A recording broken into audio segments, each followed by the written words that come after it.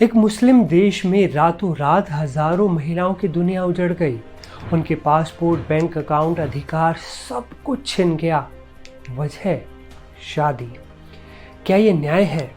आइए जानते हैं पूरी खबर विस्तार से। नमस्ते, मैं हूं असीम और आप देख रहे हैं एनडीटीवी। हम बात कर रहे हैं मुस्लिम कंट्री कुवैत की, जहां दिसंबर 2023 में नए अमीर शेख मिशाल अल अहमद अल सबा ने सत्ता संभाली। सत्ता में आते ही उन्होंने संसद भंग की, संविधान का कुछ हिस्सा निलंबित कर दिया और फिर शुरू हुआ एक ऐसा फैसला जिसने हजारों लोगों की जिंदगी में तूफान ला दिया। उन्होंने ऐलान किया कि अब कुवैती नागरिकता सिर्फ उन्हीं को मिलेगी जिनका कुवैत से ब्लड रिलेशन है, बाकी सब बाहर। कई लोगों ने पहले इस कदम का समर्थन भी किया, सोचकर कि यह भ्रष्ट नागरिकता प्रणाली पर कार्रवाई है, पर जैसे जैसे निर्दोष महिलाओं पर असर पड़ा, जनमत बदलने लगा। सबसे ज़्यादा असर पड़ा है उन 26,000 महिलाओं पर जो विदेशी थीं और कुवैती पुरुषों से शादी करके यहाँ की नागरिक बनी थीं। दशकों से कुवैत में एक आदर्श नागरिक की तरह जीवन बिताने वाली महिलाएं अब जब बैंक जा रही हैं तो उन्हें पता चल रहा है कि उनका अकाउंट फ्रीज कर दिया गया है, नागरिकता रद्द हो चुकी है और वो अब स्टेटलेस हैं, बिना किसी देश की पहचान के। ऐसे में ये महिलाएं ना तो पेंशन ले सकती हैं, ना सरकारी अस्पतालों में इलाज करवा सकती हैं, ना बच्चों की स्कूल फीस भर सकती हैं और ना ही कोई प्रॉपर्टी खरीद सकती हैं। कुवैत में सुधार के नाम पर हज़ारों लोगों की नागरिकता रद्द की जा रही है। पिछले कुछ महीनों में 40,000 से ज़्यादा लोगों की नागरिकता रद्द की जा चुकी है, जिनमें लगभग 26,000 महिलाएं बताई जा रही हैं। इनमें भी ज़्यादातर वो महिलाएं हैं जिन्होंने शादी के बाद कुवैत की नागरिकता पाई थी।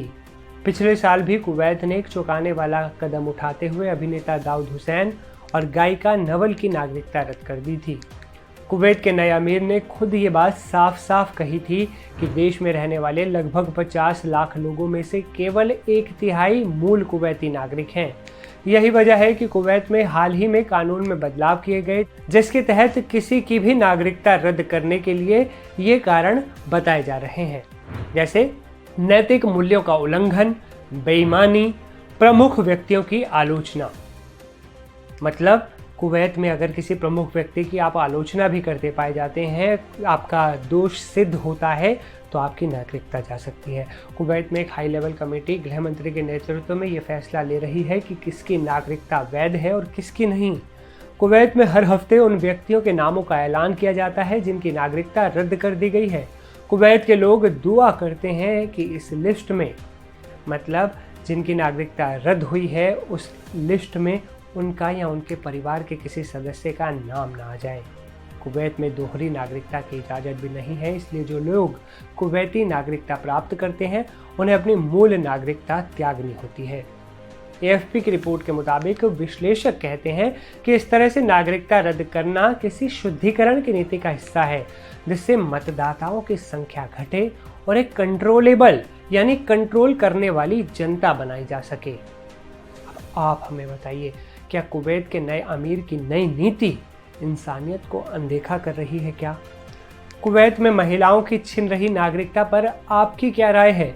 नीचे कमेंट में बताएं। इस वीडियो में फिलहाल इतना ही, लेकिन देश और दुनिया की तमाम बड़ी और अहम खबरों के लिए देखते रहें एनडीटीवी।